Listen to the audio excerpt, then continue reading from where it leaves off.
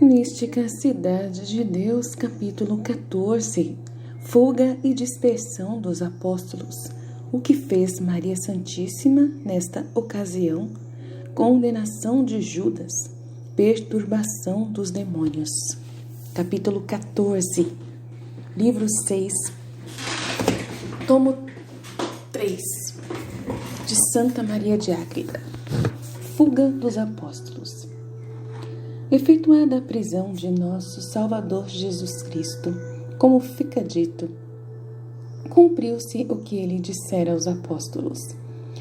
Durante a ceia, naquela noite, todos se escandalizaram de sua pessoa, e Satanás os investiria para peneirá-los como trigo, conforme Lucas 22:31.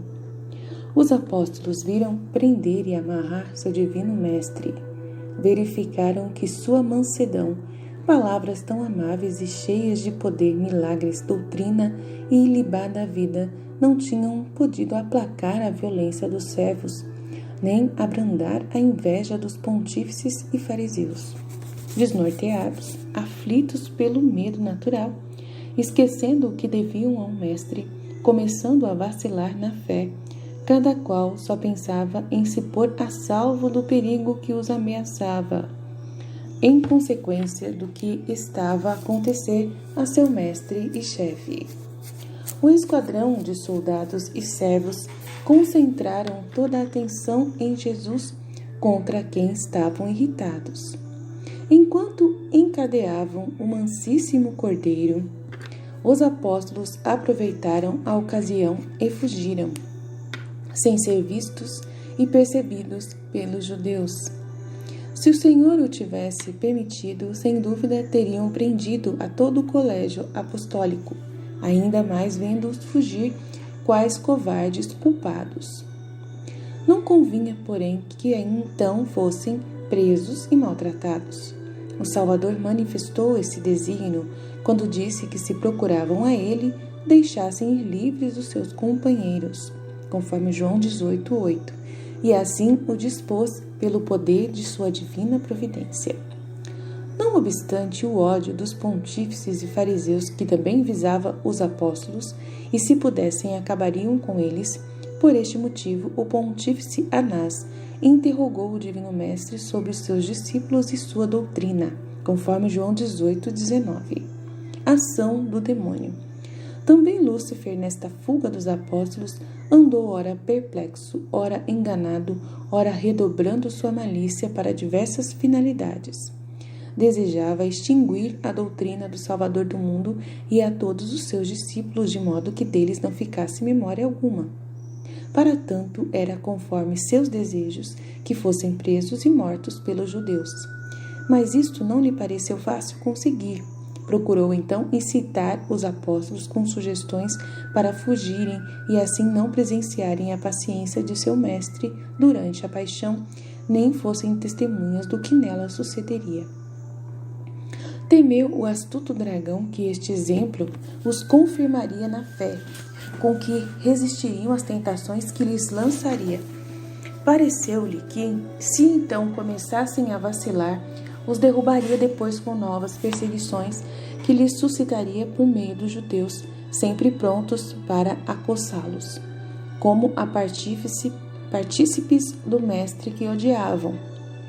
Enganou-se o demônio com esta maligna suposição, quando viu que os apóstolos estavam medrosos, covardes e desanimados. Julgou que aquela disposição era a pior para o homem e para ele, o demônio, a melhor ocasião para tentá-los. Acometeu-os, então, com violenta fúria, propondo-lhes grandes dúvidas a respeito de Jesus, seu mestre, e que o abandonassem e fugissem. À tentação da fuga, os apóstolos não resistiram, como a muitas falsas sugestões contra sua fé. Embora nesta também fraquejaram, uns mais, outros menos, porque todos não foram perturbados e escandalizados em igual medida. Conflito íntimo dos apóstolos. Separaram-se uns dos outros, fugindo para diferentes direções, pois todos juntos seria difícil se esconderem, o que então só procuravam.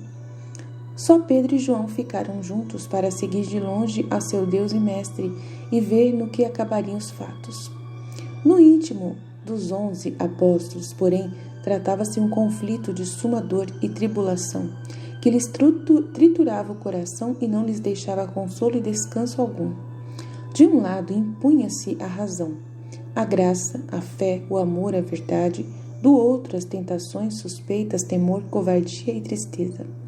A razão e a luz da verdade repreendiam-lhes a inconstância e deslealdade em terem abandonado o Mestre, fugindo covardemente do perigo, não obstante haverem sido avisados e terem prometido, pouco antes de morrer, com ele se fosse preciso. Lembraram-se de sua negligente desobediência e descuido em orar e se prevenir contra as tentações, como seu mansíssimo Mestre lhes havia mandado. O amor que lhe devotavam, por sua amável conversação e agradável trato, por sua doutrina e milagres, a lembrança de que era verdadeiro Deus, os animava para voltarem a procurá-lo, expondo-se ao perigo e à morte como fiéis servos e discípulos. A isto acrescentaram-se a lembrança de sua Mãe Santíssima, que deveria estar em grande sofrimento, necessitada de consolo e amparo. Queriam ir procurá-la para assisti-la, mas, por outro lado, lutavam com a covardia e o temor da crueldade dos judeus e da morte na vergonha e perseguição. Se fossem à presença da dolorosa mãe, temiam que ela os obrigasse a voltar junto ao Mestre, e se tal não acontecesse, não estariam em segurança, porque poderiam procurá-los onde ela se encontrava. Além destas dúvidas, os demônios lhes lançavam ímpias e terríveis sugestões ao pensamento. Se entregassem à morte, não passariam de suicidas. Seu mestre, que não pudera salvar a si, menos ainda poderia tirá-los das mãos dos pontífices. Iam tirar a vida de Jesus e com isso terminariam os compromissos com ele, pois não o veriam mais. Não obstante a sua vida parecer corretíssima, ensinava algumas doutrinas muito duras e rigorosas até então nunca vistas, motivo pelo qual os sábios da lei, os pontífices e todo o povo estavam indignados contra ele. Era insensato seguir um homem que ia ser condenado à morte infame e desonrosa. São Pedro e São João. Nesta luta íntima do coração dos fugitivos, trabalhava Satanás para levá-los a duvidar da doutrina de Cristo e das profecias que falavam de seus mistérios e paixão. Perdendo a esperança de que o Mestre saísse com vida do poder dos pontífices, o temor deles degenerou em tristeza e melancolia profunda, acabando na decisão de fugir do perigo e salvar a própria vida. Era tal sua covardia e medo que naquela noite nenhum lugar lhes parecia seguro e qualquer sombra ou ruído os apavorava. Aumentou-lhes o temor a traição de Judas, que não voltara a se encontrar com nenhum dos 11, e talvez irritaria também contra eles a raiva dos pontífices. São Pedro e São João, mais fervorosos no amor de Cristo, enfrentaram o medo e as sugestões do demônio mais do que os outros, e ficando juntos resolveram seguir o Mestre a alguma distância. Para tomarem esta decisão, ajudou-os muito o conhecimento que São João tinha com o pontífice Anás. Este alternava o pontificado com Anás, que o exercia naquele ano. E em assembleia dera o conselho profético de que importava morresse um só homem para que todo mundo não perecesse.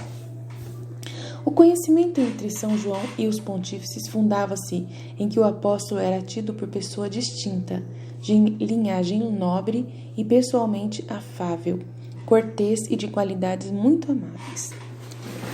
Nesta confiança, foram os dois apóstolos seguindo a Cristo nosso Senhor com mais coragem. Levavam a lembrança da grande Rainha do Céu, penalizados de sua amargura, desejando encontrá-la para ajudar e consolar quanto lhes fosse possível. Este pensamento preocupava principalmente o devoto evangelista São João. Maria reza pelos apóstolos.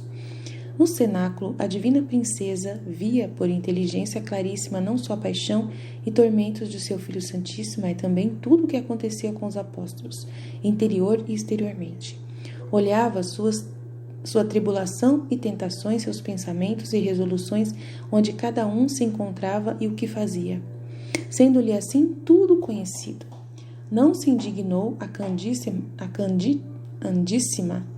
pomba contra os apóstolos, nem jamais lhes atirou ao rosto a deslealdade que haviam cometido.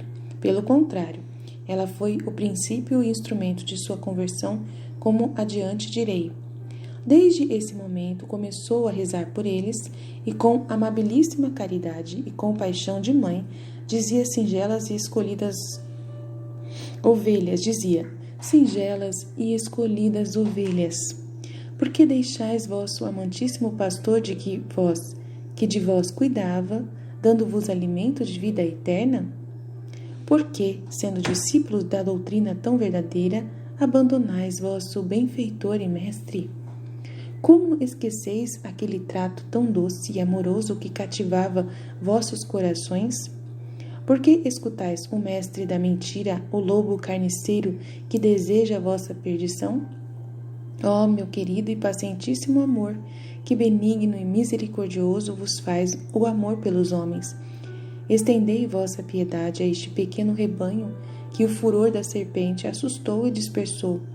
Não entregueis às feras as almas que creem em vós. Grande paciência tendes com os que escolheis para vossos servos e grandes obras realizastes com os vossos discípulos. Não se perca tanta graça, e não reproveis aos que vossa vontade escolheu para fundamentos de vossa igreja. Não se glorie Lúcifer de triunfar em vossa presença do melhor de vossa casa e família. Filho e Senhor meu, olhai ao vosso querido discípulo João, a Pedro e Tiago, distinguidos por vossa predileção. A todos os outros também olhai os olhos de vossa clemência e abatei a soberba do dragão que com implacável crueldade os desorientou. Maria e a Igreja. Excede a toda a capacidade humana e angélica a grandeza de Maria Santíssima nesta ocasião, pelos atos que realizou e pela santidade que manifestou aos olhos do beneplácito do Altíssimo. As dores corporais e espirituais que sofreu participando dos tormentos de seu Filho Santíssimo, sentindo os ultrajes dirigidos à sua divina pessoa, cuja dignidade ela compreendia e venerava em sumo grau, acrescentou-se a dor da queda dos apóstolos, cuja gravidade só ela sabia ponderar. Via a fragilidade e o esquecimento que demonstravam dos favores, doutrinas, avisos e advertências de seu mestre.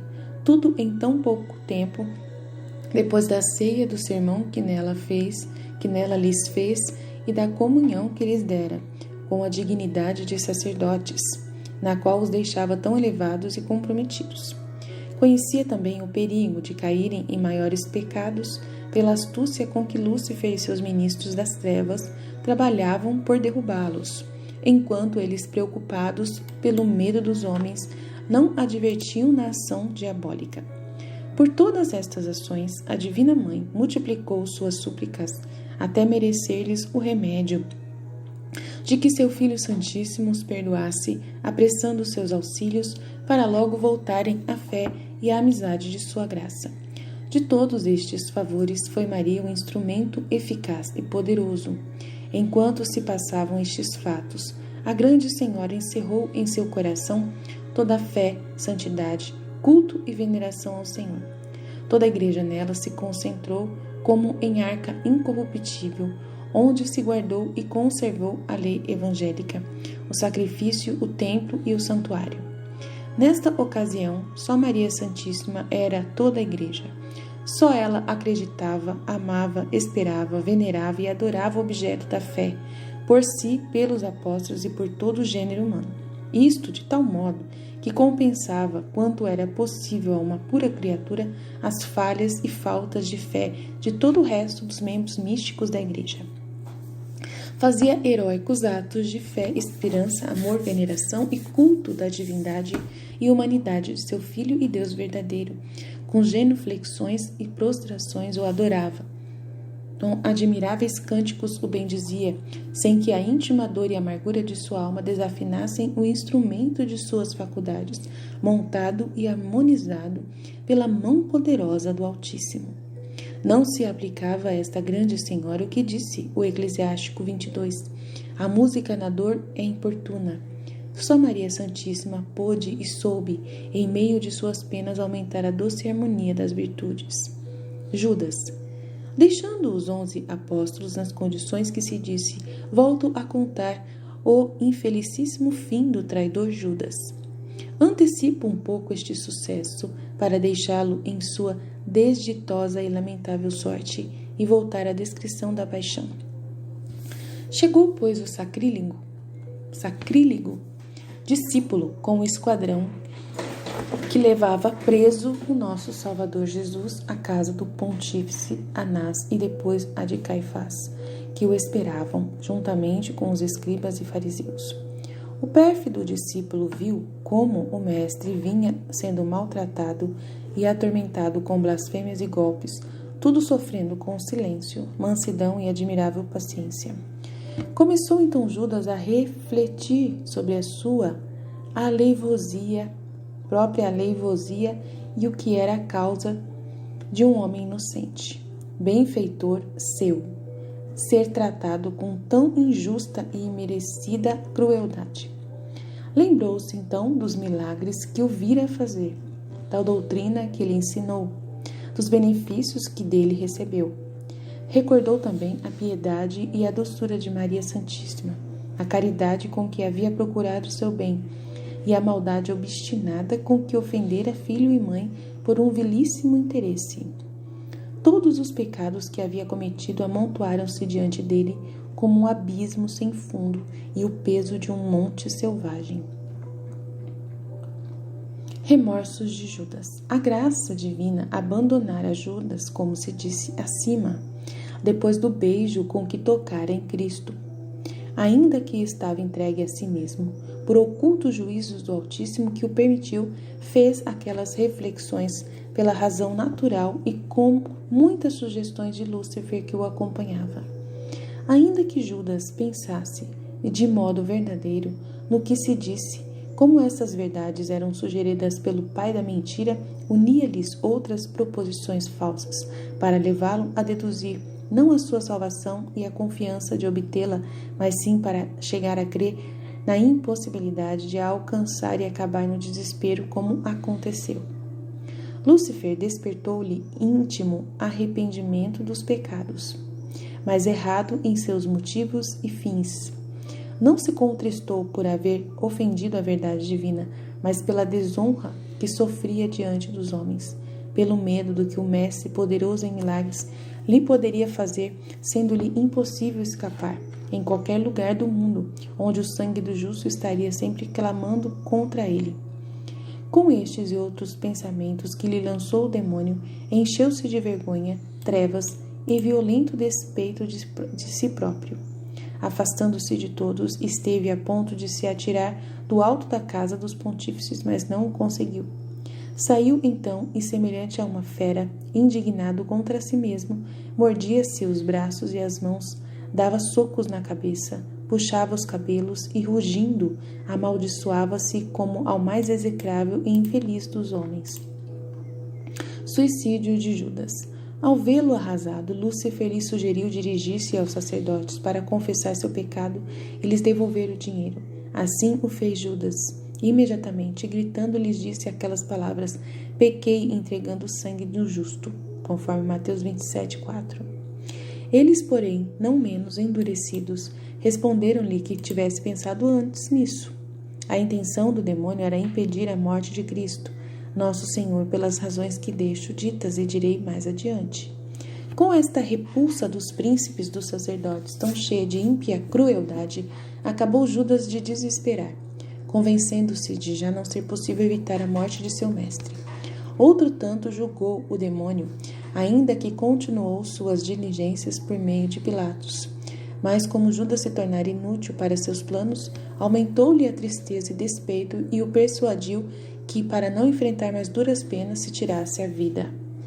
Acolheu Judas esse formidável erro e, saindo da cidade, enforcou-se, conforme Mateus 27:5, numa árvore seca, tornando-se homicida de si mesmo, depois de se haver feito deicida do seu Criador. A infeliz morte de Judas foi na mesma sexta-feira, pelo meio-dia, antes que morresse o nosso Salvador. Não convinha que a morte do Senhor e nossa consumação e redenção caísse logo sob a execrável morte do traidor, que com desmedida malícia o havia desprezado. Judas e os maus cristãos no inferno. Os demônios tomaram a alma de Judas e a levaram para o inferno, mas seu corpo ficou pendurado, e rebentando pelo meio, derramou as vísceras. O fato serviu de assombro e pavor, horrível castigo da traição daquele péssimo e pérfido discípulo. O corpo enforcado permaneceu assim 3 dias à vista de todos. Nesse tempo, quiseram os judeus tirá-lo da árvore e enterrá-lo às escondidas, pois aquele espetáculo redundava em grande vergonha para os sacerdotes e fariseus, que não podiam negar aquele testemunho de sua maldade. Não conseguiram, contudo, de jeito nenhum tirar o corpo de Judas de onde se enforcara, até que, passados 3 dias, por permissão da justiça divina, os demônios o tiraram da forca e o levaram com sua alma ao profundo do inferno, onde, em corpo e alma, ficaria eternamente pagando o seu pecado. Nossa, corpo e alma? Meu Deus, digno de espanto e temor é que conheci sobre o castigo de Judas, que descreverei de acordo com o que me foi mostrado e mandado. Entre as tenebrosas cavernas dos calabouços infernais estava uma desocupada, muito grande e de maiores tormentos que as outras. Os demônios não tinham podido atirar ali nenhuma alma, ainda que a crueldade desses inimigos houvesse procurado desde Caim até aquele dia. Esta impossibilidade admirava ao inferno, que ignorava o segredo, até que chegou a alma de Judas, a quem facilmente arrojaram e mergulharam naquele calabouço, antes nunca ocupado por qualquer dos condenados. A razão era porque, desde a criação do mundo, aquela caverna de maiores tormentos e fogo ficara reservado para os cristãos batizados que se condenassem, por não se terem aproveitado dos sacramentos, paixão e morte do Redentor e intercessão de sua Mãe Santíssima. Tendo sido Judas o primeiro a participar deste benefício, com tanta abundância para a sua salvação, ingratissimamente os desprezou, foi também o primeiro a inaugurar o lugar e tormentos preparados para os que o imitarem e seguirem. Vingança dos demônios. Foi-me ordenado escrever este mistério, especialmente para exemplo e aviso dos cristãos, em particular dos sacerdotes, prelados e consagrados que tratam com mais frequência o sagrado corpo e sangue de Jesus Cristo, Senhor nosso, e por ofício e estado lhes são mais familiares. Para não ser arguida, quiseram encontrar palavras e razões com que despertar nossa insensível dureza ao ponderar este exemplo, que ele nos sirva de advertência para temermos o castigo que espera os maus cristãos, cada qual segundo o seu estado de vida. Os demônios atormentavam Judas com inexplicável crueldade por não ter desistido de vender seu mestre, cuja paixão e morte iria derrotá-los e arrancar-lhes o senhorio do mundo. Nossa, o ódio que por este motivo conceberam contra nosso Redentor e sua Mãe Santíssima, o executam no modo que lhes é permitido contra todos os que imitam o discípulo traidor e desprezam a doutrina evangélica, os sacramentos da lei da graça e os frutos da redenção. É justo que estes malignos espíritos se vinguem nos membros do corpo místico da Igreja, que voluntariamente se separaram de sua cabeça Cristo e se entregam a seus inimigos. Estes, com implacável soberba, a odeiam e amaldiçoam, e como instrumentos da justiça divina, punem as ingratidões dos redimidos contra o seu Redentor. Que os filhos da Santa Igreja considerem atentamente esta verdade. Se tiverem presente, é impossível que não lhes toque o coração e não lhes dê juízo para evitar tão pavoroso perigo. Dúvidas de Lúcifer.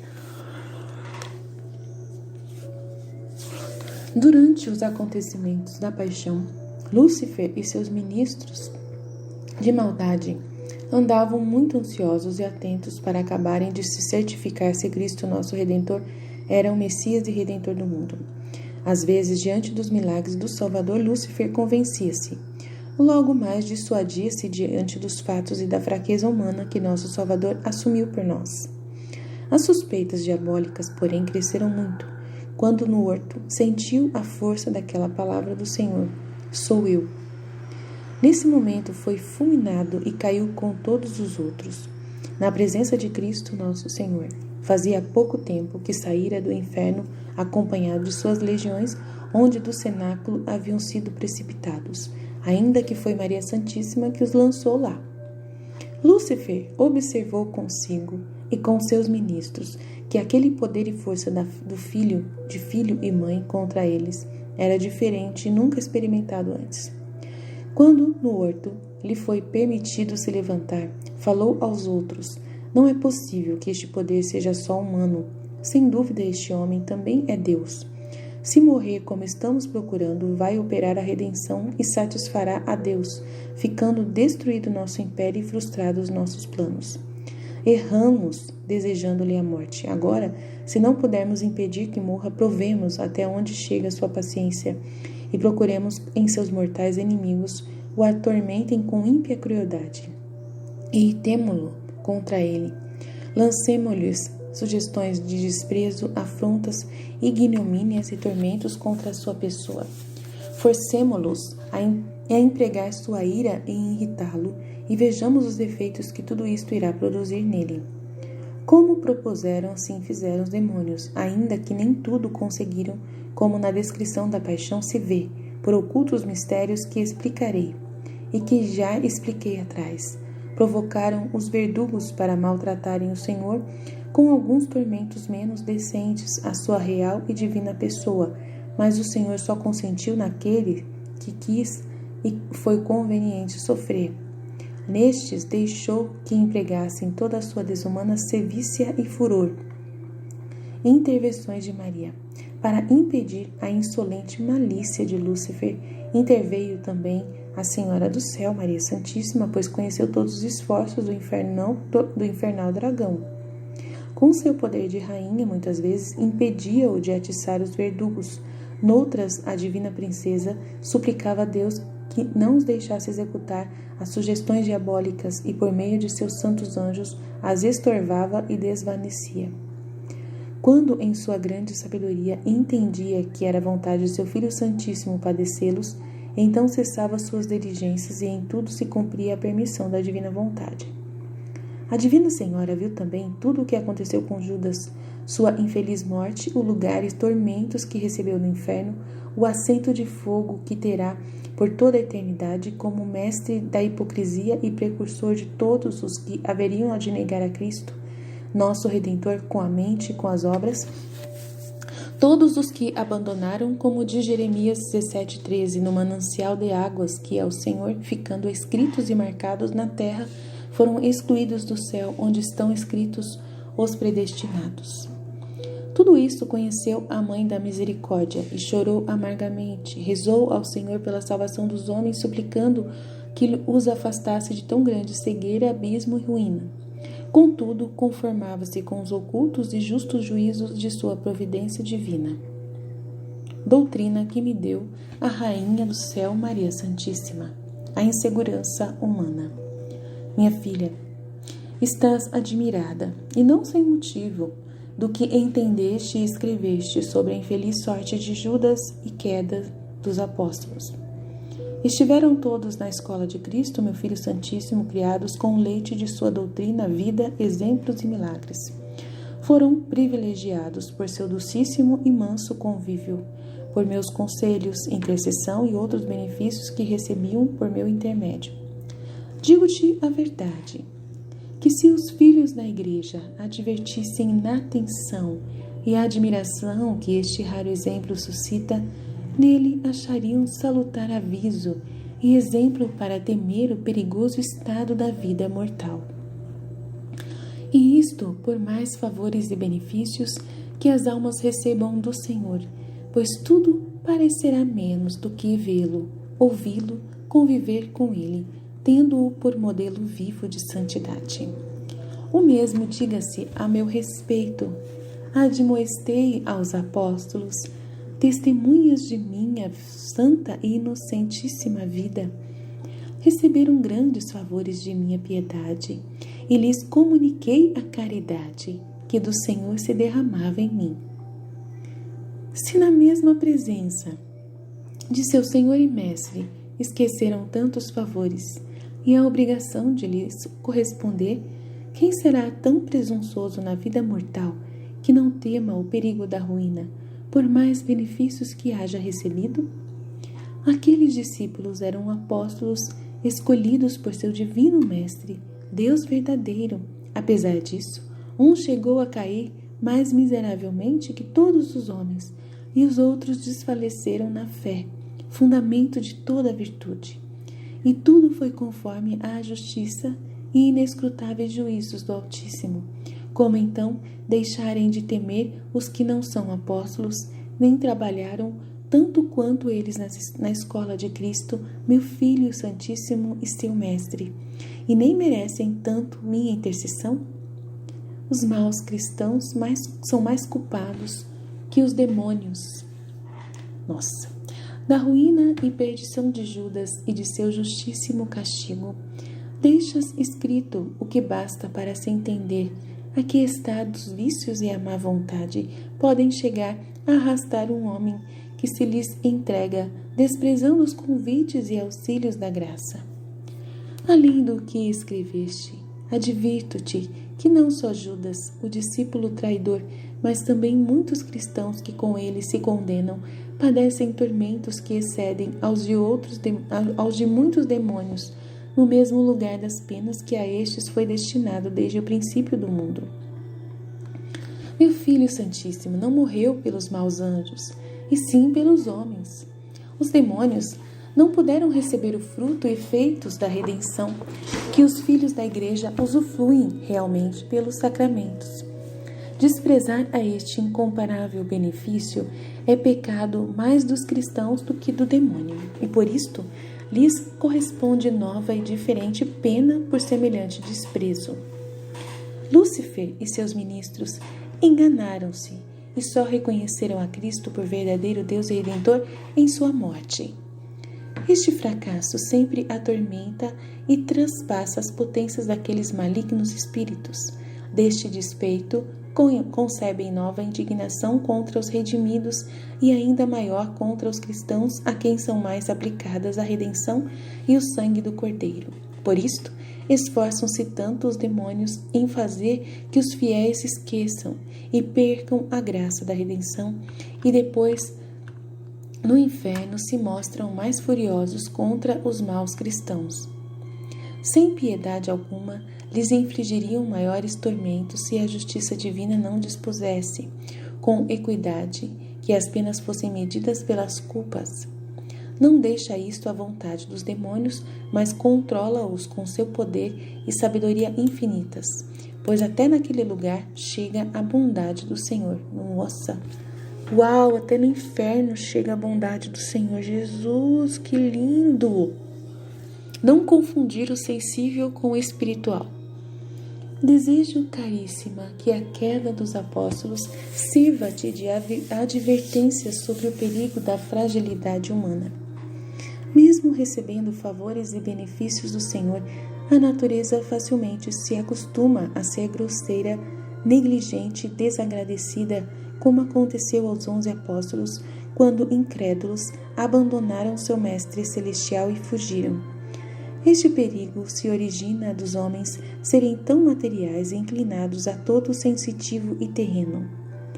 Estas inclinações depravadas pelo pecado e o costume de viver mais segundo a carne e as coisas sensíveis do que pelo espírito levam a estimar e a tratar de modo terreno até os próprios benefícios e dons do Senhor. Quando não os recebem por este modo, logo se distraem com outros objetos sensíveis. Perdem o rumo da vida espiritual porque a exercitam como coisa sensível, com pouca estima do espiritual. Por esta inadvertência e grosseria caíram os apóstolos, apesar de muito favorecidos por meu Filho Santíssimo e por mim. Presenciavam concretamente seus milagres, doutrinas e exemplos, e não obstante serem justos e perfeitos, eram terrenos e afeiçoaram-se a esse lado sensível. Quando lhes faltou, perturbaram-se com a tentação e nela caíram. Haviam compreendido poucos mistérios e o sentido espiritual do que tinham visto e ouvido na escola de seu mestre. Com este exemplo e doutrina ficarás, minha filha, instruída para ser minha discípula espiritual e não te acostumares ao sensível, ainda que sejam favores do Senhor e meus.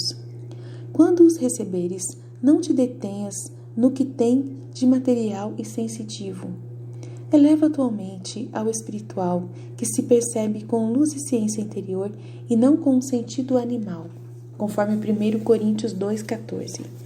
Se o sensível pode estorvar a vida espiritual, que dizer do que pertence à vida terrena, animal e carnal? Por isto quero que esqueças e apagues de tuas potências toda imagem e lembrança de criaturas, para seres idônea e capaz de minha imitação e salutar doutrina. Fiat.